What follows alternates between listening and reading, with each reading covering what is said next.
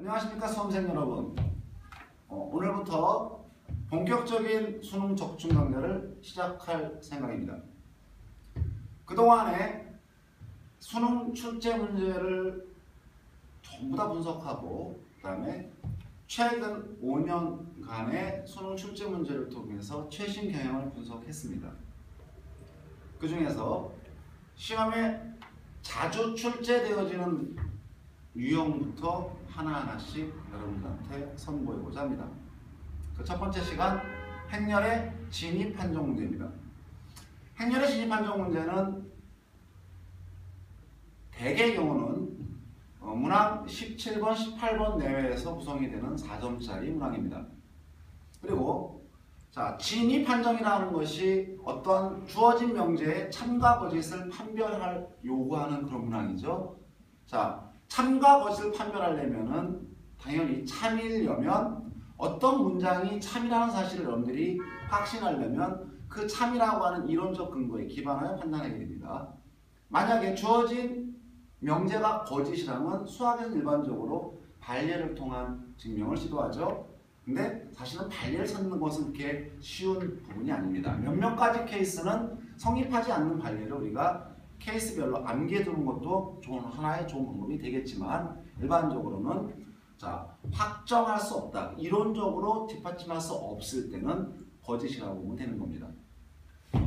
대개 행렬의 진입 판정 문제 출제 가능성 70% 이상입니다. 100% 사례라고 단정할 수 있습니다. 문이과 공통입니다. 행렬의 진입 판정이 왜 출제 빈도가 높은가 하면은 행렬에서 다루고자 하는 가장 핵심적인 개념을 묻고 있기 때문입니다. 도대체 행렬에서 다루고 있는 핵심 개념은 도대체 무엇이냐? 첫 번째, 곱셈입니다. 곱셈의 연산성질에 대한 겁니다.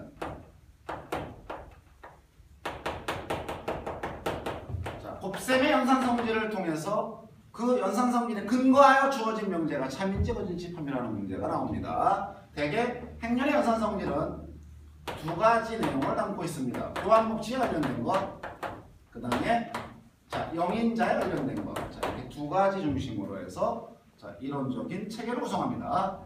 두 번째는 역행렬입니다. 역행렬. 다시 얘기해서 행렬의 곱셈의 중요한 성질과 그 다음에 역행렬까지 두루 뭉뚱그려서 출제할 수 있는 문항이기 때문에 출제 빈도가 높을 수밖에 없다는 거죠. 역행렬의 케이스는 정의와 대개 우리는 역행렬을 구할 때 수능에서는 정의를 이용하여 어떤 행렬의 역행렬을 구하는 과정이 가장 많이 주어진답니다. 그래서 정의에 근거하여 어떻게 역행렬을 구하는지 구체적인 예를 통해서 살펴볼 필요가 있는 거고요. 그 다음에 두 번째, 조건식이 주어졌을 때 대개 조건식은 행렬에 관한 2차식입니다. 조건식이 주어졌을 때 A 플러스 K의 역행렬의 존재 유무에 대해서 묻는 문항, 이렇게 둘로 분류할 수 있습니다. 특히나 요분이 많이 까다로운 케이스가 될 거고 아마도 여러분들이 쌤 강의를 통해서 처음 듣는 내용일 수도 있을 겁니다. 이렇게 두 가지 주제에 대해서 쌤은 각각 한 강 분리하여 두 개의 강좌를 찍을 거고 맨 마지막에 이러한 이론적 기반 위에서 기출문제 풀이 전체 세 강좌를 올릴 예정입니다. 첫 번째 주제, 진입 판정의 첫 번째 주제, 교환법칙에 대해서 알아보도록 할까요? 행렬의 곱셈에 있어서는 교환법칙이 성립하지 않는다. 우리 모든 수험생들이 알고 있는 사실입니다. 교환법칙, A, B, 두 행렬 A, B를 곱했을 때와 위치가 바꾸어서 BA 곱한 결과는 성립하지 않는다. 알고 있습니다. 그렇죠? 보통 수학에서 성립하지 않는다라는 사실은요. 되게 중요한 말입니다. 성립하지 않는다는 사실은 일반적인 얘기입니다. 일반적인 얘기. 이 얘기는 뭐냐면 성립할 때도 있고 아주 좁혀서 얘기하자면 성립하지 않는 경우도 있다는 겁니다. 때에 따라서는 성립하지 않는 행렬도 존재한다는 겁니다. 이게 바로 문제 포인트의 핵심입니다. 대개 이와 같이 성립하지 않는다라고 하는 성질을 갖고 있는 케이스는 수능 출제위원들이 매우 좋아하는 주제입니다. 왜냐하면 보통은 성립하지 않지만 성립하는 예도 있다는 얘기죠. 자, 그래서 어떨 때 성립하는지 이 부분이 출제 가장 포인트입니다. 여러분들이 알고 있냐는 겁니다. 보통은 성립하지 않지만 자, 케이스에 따라서 성립하는 대표적 몇 가지 예를 여러분들이 알고 있는지가 수능 출제의 가장 핵심 포인트라고 보시면 됩니다. 자, 다시 얘기해서 자, 보통 먼저 일반적인 얘기부터 시작한다면 행렬은 교환법칙이 성립하기 때문에 자, 크게 두 가지 문제를 발생시킵니다. 자, 첫 번째가 바로 무엇이죠? 자, 곱셈 공식이죠. 곱셈 공식. 인수분해 공식이라고 볼 수도 있는 건데 곱셈 공식이 자, 절대로 우리가 곱셈의 계산 과정에서 적용할 수 없다는 것 알고 있는 겁니다. 다시 얘기해서 a 플러스 b의 제곱이 우리가 기대하는 것처럼 a제곱 플러스 2ab 플러스 b제곱이라고 볼 수가 없죠. 그렇죠? 왜 그렇죠? 자, a 플러스 b제곱이라는 거는 a 플러스 b라는 인수 두 개가 곱해져 있는 것을 의미하죠. 자, 정리해볼까요? 자, 첫 번째 정리하면 a 곱하기 a 제곱이 됩니다. 자, 두 번째 앞에 a와 뒤에 b 곱하면 a, b가 되겠죠. 자, 앞에 b와 뒤에 a 곱하면 ba가 될 겁니다. 그 다음에 자, 앞뒤에 b를 곱해주면 b제곱이 됩니다. 자, 행렬의 곱셈에서 a 플러스 b를 전개한 식은 a제곱 ab 플러스 b의 b제곱이죠. 자, 위에 있는 2ab가 되지 않는 이유가 앞에 ab와 뒤에 ba가 서로 같지 않기 때문에 이렇게 쓸 수 없다는 거죠. 그렇죠? 대다수의 행렬에서는 교환법칙이 성립하지 않는 관계로 곱셈 공식을 적용하여 주어진 행렬식을 전개할 수 없다는 굉장히 중요한 사실을 지적하고 있는 것입니다. 자, 마찬가지로 자, a 플러스 b, a 마이너스 b가 굉장히 많이 사용하는 곱셈 공식, 혈례 공식입니다. 역시 전개하면 절대로 a제곱 마이너스 b제곱이 되지 않는다는 거죠. 그렇죠? 확인합니다. 교환법칙의 성립이 되지 않기 때문에 곱셈 공식 적용이 안 된다는 사실을 우리가 알고 있는 거고요. 두 번째, 지수법칙에서 a, b에 우리가 제곱하면은 보통 다항식이나 실수에서는 전개할 수 있죠. 근데 행렬에서는 a제곱, b제곱 사용할 수가 없습니다. 그렇죠? 이유가 똑같은 이유죠. a, b의 제곱은 ab 곱하기 ab, a제곱, b제곱은 a, b, b의 곱이라고 본다면은 가운데 있는 두 놈 ba와 ab가 서로 일치하지 않기 때문에 두 놈이 같다고 볼 수 없는 것입니다. 이런 것이 교환법칙에 대한 일반적으로 수험생 여러분들이 알고 있는 내용입니다. 그런데 아까도 얘기했지만 자, 이걸 물어보는 게 아닙니다. 이걸 물어보는 게 아니라 자, 바로 이 부분이죠. 원래 성립하지 않는데 성립하지 않는 거예요. 근데 몇 가지의 케이스에서는 성립할 수 있고요. 그런 대표적인 성립례를 우리가 알고 있는가 하는 문제입니다. 자, 첫 번째, 자, 대개 성립례는 두 가지 크게 분류할 수 있습니다. 하나는 자, 단위행렬 2와 연관된 내용입니다. 자, 단위행렬 2는 우리가 알다시피 행렬에 있어서 곱셈에 관한 항등원의 역할을 합니다. 곱셈에 관한 항등원이 뭐죠? 바로 임의행렬 A에 대해서 단위행렬 2를 자, 곱해주면 앞에서 곱해주든 뒤에서 곱해주든 자기 자신으로 자, 만들게 되는 거죠. 그렇죠? 자, 그러니까 두 행렬 중에 어느 하나가 단위행렬이라면 교환법칙 당연히 성립할 수밖에 없는 것입니다. 그렇기 때문에 고로 자, 두 행렬의 구성에서 자, 둘 중에 어느 하나가 단위행렬로 이루어진 곱셈 공식 당연히 쓸 수가 있는 거죠. a 플러스 b의 제곱 a제곱 플러스 2a2 그치? a2는 a죠. 그래서 a라 쓸 수 있고요. a제곱 2제곱 2와 같죠. 그렇죠? 전개 가능한 거랍니다. 다만 우리가 이 사실에서 우리가 꼭 봐야 될 게 이러한 케이스가 성립하기 때문에 자, 이런 경우에 둘 중에 어느 하나가 단위행렬이면은 교환법칙이 성립한다는 사실에 근거한다면 다음 같은 명제에 대해서 우리가 참고지 판별이 가능해지는 겁니다. 예를 들어서 주어진 조건식에서 a제곱 b하고 ba제곱이 같다라고 주어졌습니다. 이것이 교환법칙이 성립하기 위한 충분 조건이 되는지에 대해서 자, 물어보고 있는 문제 우리가 종종 볼 수 있습니다. 그러면 대다수의 학생들은 자, a제곱 b가 B고 B의 제곱이 BA니까 맨 뒤에 있는 B가 앞으로 빠져나왔네. 자, 그러니까 이렇게 앞으로 빠져나왔다 생각하고 자, 고로 이거 같다면 성립하는 거 아닐까라고 생각을 합니다. 근데 어떡하죠? 자, 바로 이 부분을 지금 단위행렬 2일 때 교환법칙 성립한다는 사실에 근거한다면 다음과 같이 한번 봐볼까요? 8입니다. A제곱이 얼마라고 한다면요? 2가 나오는 행렬이 되게 많죠. 그쵸? 자, A제곱이 2면 분명히 이 주는 식을 만족합니다. 그런데 A제곱이 2라고 해서 우리가 알다시피 A가 2가 되지 않는다고 알고 있습니다. 좀 이따 두 번째 볼 영인자의 성질이죠. 그죠? 다시 얘기해서 자, 넘어가면 A제곱 마이너스 2는요? 자, 인수분해하면 A 플러스 2, A 마이너스 2는 0. 그렇죠? 라고 해서 두 개의 곱이 0이라고 어느 하나가 0이다. 얘가 0이라 단정할 수 없는 겁니다. A가 단위행렬 2가 자, 될 수 없다면은 당연히 뭐죠? 성립할 수 없게 되는 거죠. 그렇죠? 그래서 절대로 겉보기에는 교환법칙이 성립할 것 같아 보이지만 자, 사실은 성립한다고 단정할 수 없는 케이스입니다. 자, 두 번째가요. 자, 두 번째가 뭐냐면 단위행렬 2와 연관된 두 번째가 바로 자, 이런 내용입니다. 자, A 더하기 B가 특정한 행렬 AB의 조건식으로 주어집니다. 단위행렬의 실수배. 자, 이게 자, 학생들은 이게 어디서 나온 거예요? 문제의 조건식에 주어지는 거죠. 특정한 행렬 AB가 이런 수식을 만족한다라고 한다면 얘가 교환법칙을 성립시키는 아주 중요한 자, 굉장히 중요합니다. 자, 아주 중요한 대표적인 예에 해당합니다. 어떤 두 행렬의 합이 단위행렬 실수배가 나오면 성립한다는 얘기죠. 왜 그렇죠? A, B 여기서 한번 확인합니다. 자, 조건식 나왔습니다. 조건식 일반적으로 수학에서 조건식의 우리가 처리 방식은 조건식의 처리 방식은 항상 딱 하나입니다.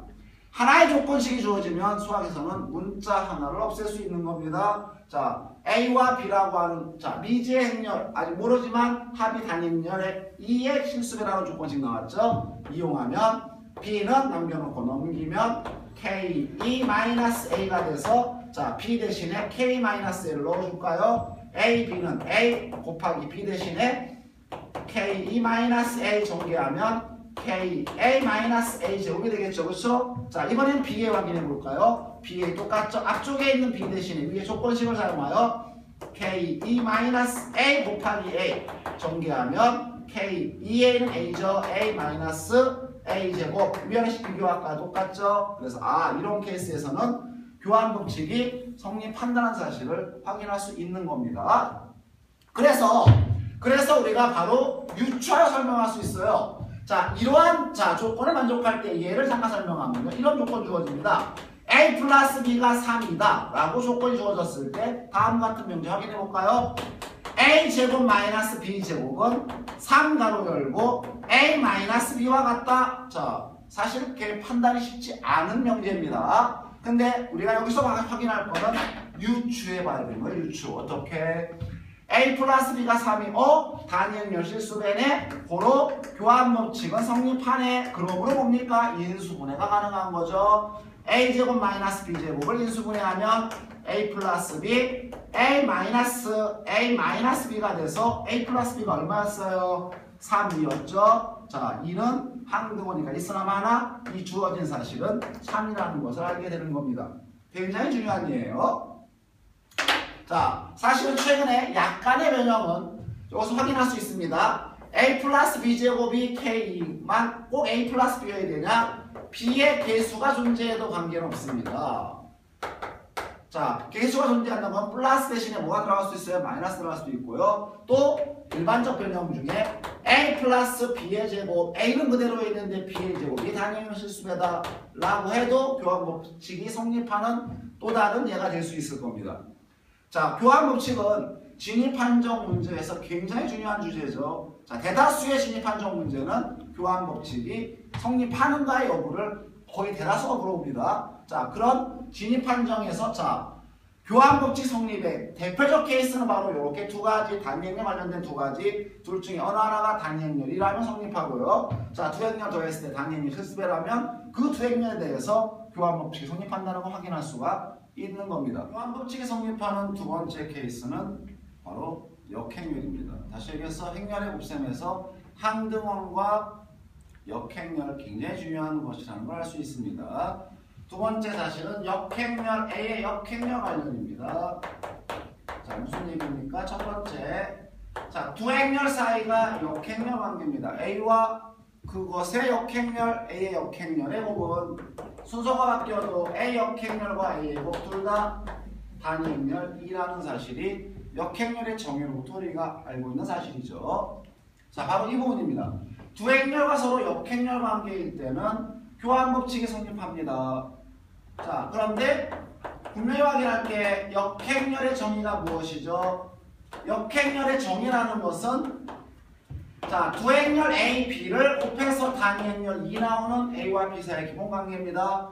어떠한 특정한 행렬 A와 B가 있어서 A와 B를 곱했을 때 단위 행렬 2가 나온다면 자, B가 A의 역행렬, A가 B의 역행렬 이렇게 정의하는 거죠. B가 A의 역행렬 이렇게 정의됩니다. 그렇죠? 그래서 주어진 조건식상에서 다음과 같은 케이스가 들어가는 경우 한번 따져볼까요? 자, AB 플러스 A가 자 2라는 조건식이 나왔다라고 한번 생각해 봅시다. 그럼 좌변의 식을 본다면은 두 항의 A가 공통으로 존재하기 때문에 B를 바로 밖으로 빼준다면 자 A, B에서 A 나갔으니까 B 남죠. A에서 나갔으니까 단위 행렬 2가 남을 겁니다. 자 곱하기 2죠. 자 역행렬 정의에 의하면은 A라고 하는 행렬과 B 플러스 2라고 하는 행렬이 무슨 관계? 역행렬 관계 고로 확인합니다. A에다가 B 플러스 2 곱한 거나 주어진 놈의 위치를 바꿔봅시다. B 플러스 2에 곱하기 A 한 결과 일치하죠? 한번 정비하면 어떻게 성분해줍니까? 자 정비합니다. AB 플러스 A죠. 자 이렇게 정비하면 위치 바꾸면 안됩니다. BA 플러스 2에 A가 됩니다. 작업을 비교합니다. 자 A가 같이 있으니까 자 지울 수 있습니다. 이 항을 통해서. 그러면 어떤 경우 내려집니까? 아 이런 경우에는 A, B가 무엇이다? BA가 성립한다는 사실을 확인합니다. 아 우리는 여기서 일반화시킬 수 있는 겁니다. 어떤 일반화 가능하겠죠? 이런 케이스 통해서 확인하다시피 만약에 주어진 식이 A 플러스 K, B 플러스 L2 이런 형태죠. 그렇죠? A와 B를 포함하고 있는 두 개의 조건식의 곱이 무엇이 됩니까? 단위 행렬 2가 나옵니다. 둘 사이의 관계가 무엇이다? 역행렬 관계입니다. 위치 바꿀 수 있죠? 자, 교환 법칙이 성립한다는 대표적 케이스가 해당하는 겁니다. 자, 왜? 자, 성립하니 다시 한번 확인해 볼까요? 자, A 플러스 K이라고 하는 행렬과 B 플러스 L이라는 행렬이 서로 역행렬 관계이기 때문에 위치를 바꿉니다. B 플러스 L2 곱하기 A 플러스 K가 되죠. 좌변으로 한번 정리합니다. 자, 빠르게 갑니다. AB의 곱 AB 자, 이렇게 곱하면 KB 자, 이렇게 곱하면 LA 자, 이렇게 곱하면 뭐죠?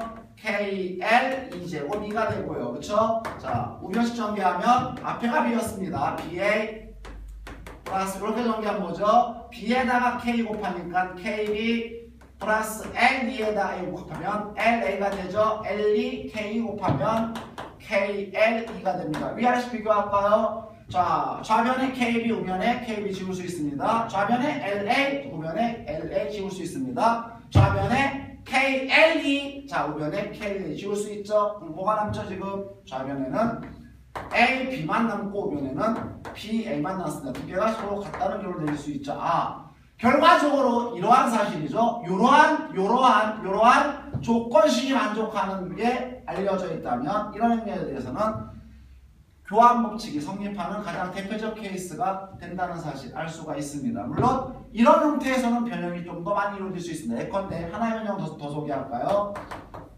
자, A 플러스 A 제곱 B가 단위 행렬 2라고 주어져 있습니다. 자, 이럴 때 과연 이 행렬 두 행렬에 대해서 A, B는 BA가 성립할까요? 한번 확인해 볼까요? 자, 역시 똑같은 문구에서 접근할 수 있습니다. A로 묶어주면은 A 플러스 자 2 플러스죠. 자, 2 플러스 A 제곱에서 A 두 개 하나 남았으니까 A 하나 남겠죠. AB 단위 행렬입니다. 그렇죠? 여기서 우리가 중요한 사실은 A라고 하는 행렬의 역행렬이 뭐한다? 존재한다는 사실 또한 확인해야 되고요. 두 행렬 사이에서 뭐가 성립해요? 역행렬 관계입니다. 바로 갑니다. A 곱하기 E 플러스 AE와 자, E 플러스 AB 곱하기 A의 곱은 결과 똑같죠. 정리해봅니다. 자, 이렇게 정리하면 A 플러스 AAB가 될 거고요. 자, 이렇게 정리하면 A 플러스 ABA 좌우변에 자, 같이 들어가 있는 A 지울 수 있죠? 결과가 어떻게 됩니까? 좌변은 AB가 되고 우변은 ABA가 있습니다. 그렇죠? 자, 이 사실로 교환 법칙 성립한다고 단정할 수 있나요? 아직은 모르죠. 그렇죠? 근데 쌤이 분명히 첫 번째 확인하고 왔던 게 있었습니다. 뭐죠? A는 역행렬이 존재한다는 사실입니다. 좌변과 우변의 A 역행렬을 곱해주면은 자, 지워집니다. 그렇지? 남는 게 뭐죠? A, B는 PA라는 결론에 들어갑니다. 그렇죠? 역시 마찬가지로 교환 법칙이 성립하는 하나의 예입니다. 다만 이 케이스에서는 A의 역행렬의 존재라는 사실로부터 자, 양쪽에 A 역행을 곱해줘야만 교환 법칙이 성립하는 걸 확인할 수 있게 됐던 겁니다. 곱셈 성질에 대한 두 번째 배경이론 영인자에 대해서 설명하겠습니다. 영인자라고 하는 것은 우리가 보통 실수 또는 다항식의 계산을 워낙 오랫동안 많이 하기 때문에 계속 헷갈려하는 것 중에 하나죠. 원래 실수에서 두 수의 곱이 0이면 둘 중에 적어도 하나가 0이라고 하는 것을 아주 당연스럽게 여겼습니다. 그러나 행렬에서는 다음과 같이 A 곱하기 B가 0일 때 둘 중에 적어도 하나 A가 영행렬이거나 또는 B가 영행렬이라고 하는 주어진 명제가 성립하지 않는다고 알고 있습니다. 자, 증명은 하지 않겠습니다. 다만 우리가 주의할 사실은 A, B 중에서 적어도 하나가 0이면 그 영명제는 성립한다고 알고 있죠. 그렇죠? 왜 그렇죠?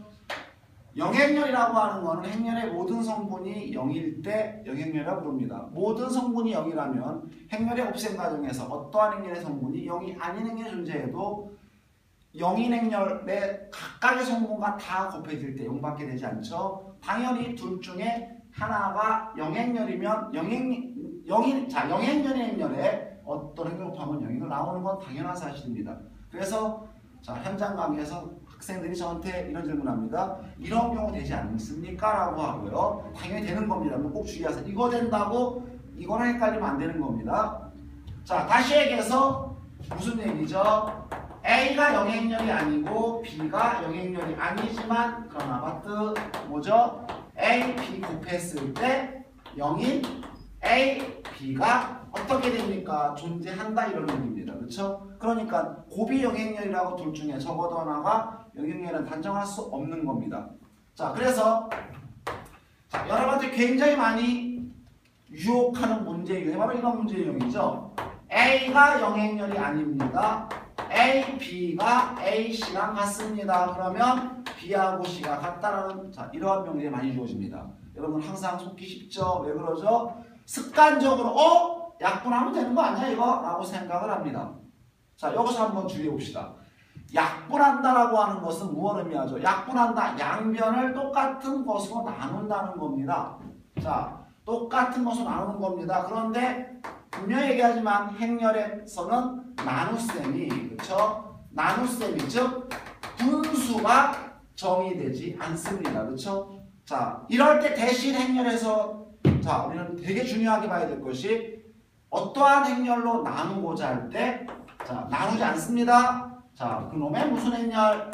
그놈의 자, 역행렬을 뭐합니까? 곱하는 겁니다.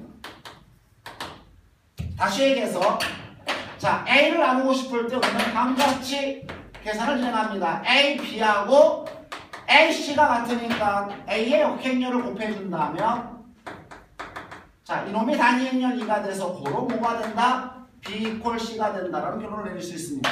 쌤 그럼 되는 거 아니에요? 여기서 우리가 간과하고 있는 게 있죠. 행렬의 모든 행렬이 역행렬 존재합니까? 이게 되게 중요한 포인트죠. 그죠? 자, 바로 이 부분이 출제 포인트가 되는 겁니다.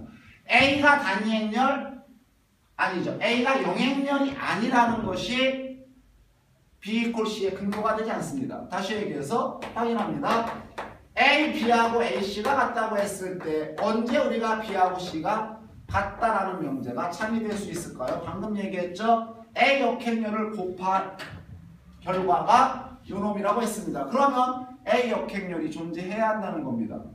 A 역행렬이 존재한다. 굉장히 중요한 거죠. 자, AB 곱하 AB가 AC일 때 B equal C라는 단정할 수 있는 유일한 근거가 자, 나누고자 하는 바로 그 행렬에 역행렬이 존재해야 양변에 역행렬을 곱해서 결과가 나올 수 있게 되는 겁니다. 그래서 자, 다음과 같이 자, 우리가 생각해 볼 수 있는 거죠. 자, A 역행렬의 존재, 그렇죠? A 역행렬의 존재.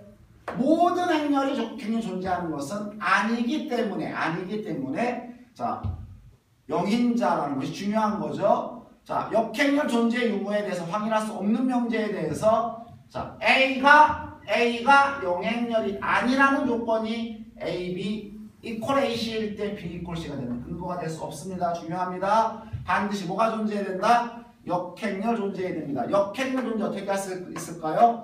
일반적으로는 역행렬 정의에 의한 조건식이죠. 그렇죠? A라는 행렬에 어떠한 행렬을 곱했을 때 단위 행렬 2가 나온다는 조건식이 주어진 경우에만 성립한다는 거 알 수 있습니다. 자, 이렇게 자, 곱셈에 관련하여 두 가지 사실 교환 법칙 원래 성립하지 않죠. 근데 더 중요한 건 일반적 성립하지 않는데 참 얄궂죠.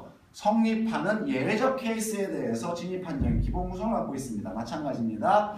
자, 영인자 왜 속기 쉽죠? 자, 영인자의 경우가 자, 언제나 AB가 0일 때 A는 0 또는 B는 0 성립하지 않는다고 알고 있음에도 불구하고 자꾸 속습니다. 자, 어떤 두 행렬의 곱이 영행렬일 때 그 중에 하나가 영행렬이 성립하는 근본적으로 자, 유일한 조건보다 다른 행렬의 역행렬이 존재하는지를 확인할 수 있어야 한다는 얘기입니다. 지금까지 진입 판정의 첫 번째 주제 곱셈과 관련한 배경 지식에 대해서 알아봤습니다. 다음 시간에는 진입 판정의 두 번째 주제 역행렬과 관련된 주제에 대해서 살펴보도록 하겠습니다. 그럼 다음 시간에 다시 만나죠.